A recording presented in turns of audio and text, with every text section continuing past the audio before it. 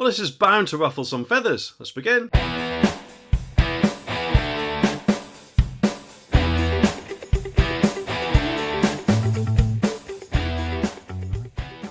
Boris Johnson, the master of political whirlwinds, is going to make a grand entrance onto our TV screens. The ex-PM has announced that he is joining GB News, apparently waving the flag of excitement like he's just discovered his own treasure trove in his own back garden, but he also reckons he'll be delivering his unfiltered and unvarnished views on everything from global politics to the bright future of us, Great Britain.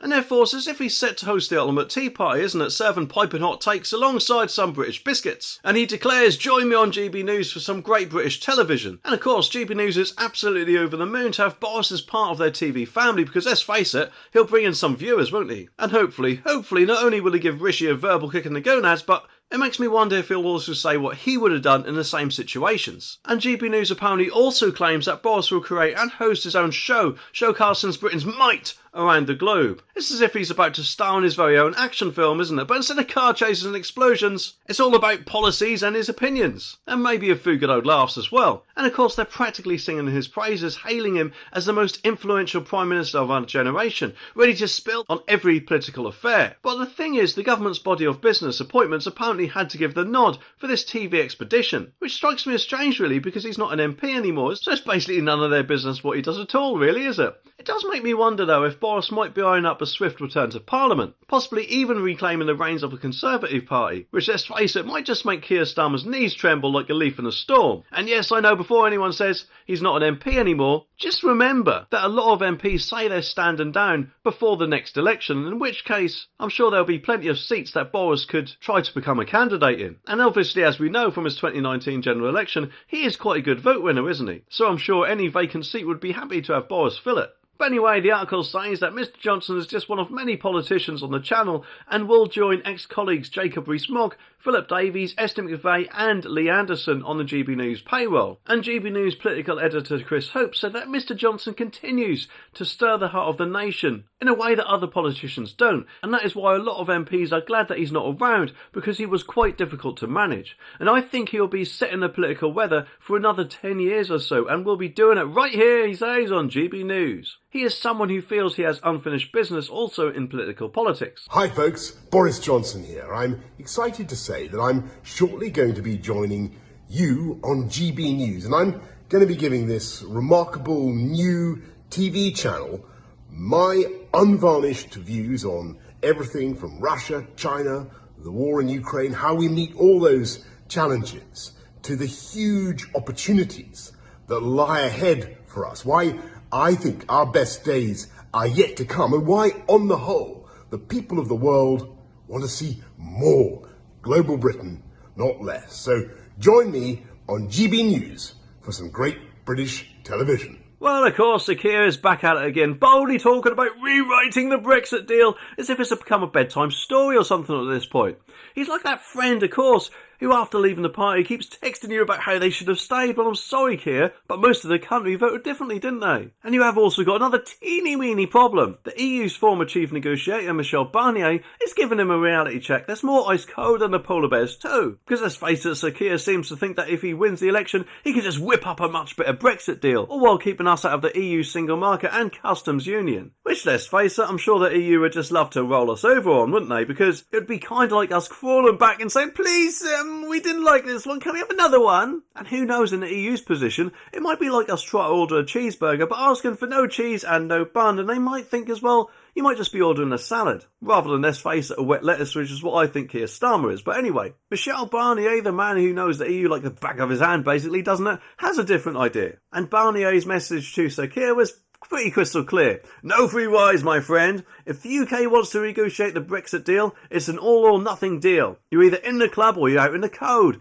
And that EU single market, well, that's the crown jewel in their eyes, isn't it? Barnier practically shouts there is no room for any kind of unravelling of the single market. It's like telling someone you won't accept a hot dog without the sausage. In the EU's eyes, isn't it? But here's the hilarious twist. Barnier does admit there is some room for minor amendments. You know, those little tweaks to the deal that are significant as rearranging deck chairs on the Titanic. to the EU, but I'm sure they'll be massively significant to us. Oh, and let's not forget about this landmark tariff and quota-free trade and cooperation agreement with the EU, which Boris Johnson apparently signed. It has a review penciled in for 2025. It's like scheduling a movie night for the next 5 years from now and hoping that no one falls asleep before the credits roll. And listen, Sir Keir, with all due respect, it's about time you accept that Brexit is what people voted for.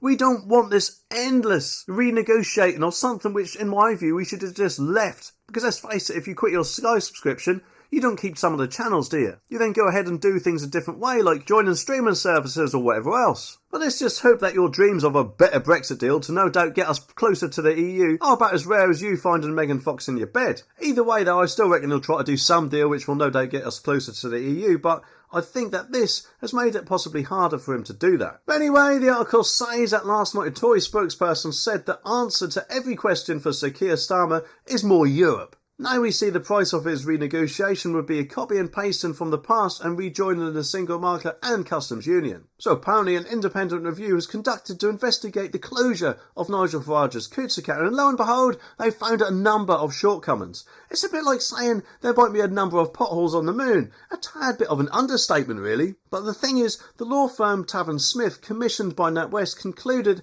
that the closure of Mr Farage's account was a predominantly commercial decision. You see, that Coutts in their eyes seemed to find that their relationship with Farage was probably about as profitable as selling ice creams in the Antarctic. In fact, it was so commercially unviable, in their view, that they couldn't run away from it fast enough. Now, of course, if this was your typical TV show, this is the point where the plot thickens, and that is because NatWest chairman Sir Howard Davies steps onto the stage declaring that there was a number of serious failings on how Farage was treated, and to be honest, I agree. I think it was disgusting the way that he was treated. It's like some sort of courtroom drama, isn't it, where the defendant suddenly realises they're in hot water. Shortcomings were also found in how the bank communicated with Farage and how they handled his confidential information. Because let's face it appears that the bank's communication skills were on par with trying to teach a parrot how to recite Shakespeare. But here's the thing, the Financial Conduct Authority, the FCA, chimed in with some scathing remarks. They mentioned potentially regulatory breaches and areas for improvement. And the FCA's checklist includes the NatWest processes for account closures, customer complaints, and also the effectiveness of governance mechanisms. So if anything, I think that NatWest probably has some work to do and some arse-kissing to do as well. And in my view, they should offer Farage quite a serious compensation amount for what he has been through. Because let's face it, hasn't done their reputation much good, has it?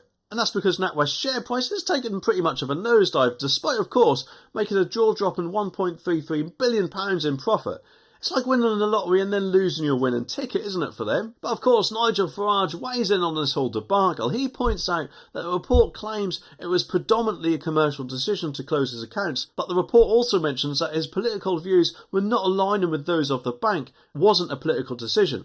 It's like saying you've got kicked out of a vegetarian restaurant because you had a burger, but it had nothing to do with your choice of cuisine. And to add a cherry on top of this whole thing, there was apparently no evidence that his pro-Brexit stance had anything to do with the account closures, despite the word Brexit appearing 86 times in his subject access request. It's like saying you weren't fired for being late, but you're still holding your alarm clock. And in my opinion, NatWest were clearly biased, possibly hell-bent on revenge for Brexit, or maybe even plotting to force Nigel Farage out of the country. It's shameful, because banks should not be politicised at all, should they?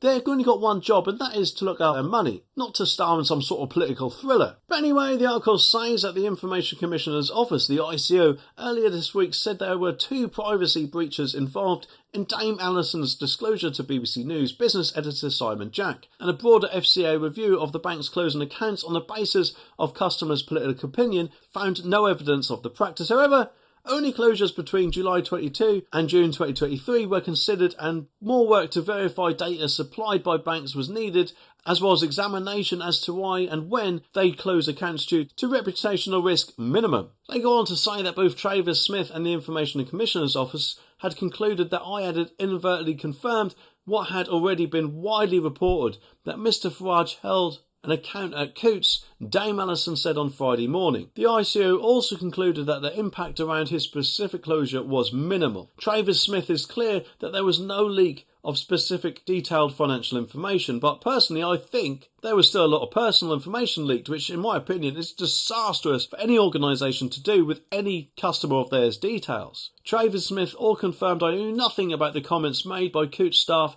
and Mr Farage, which were deeply unpleasant and unfair. Well, to me that sounds like she's trying to save her own back, but I could be wrong. But either way, if you thought that was bad, then wait until you see this video, which to be honest we'll all pretty much not like.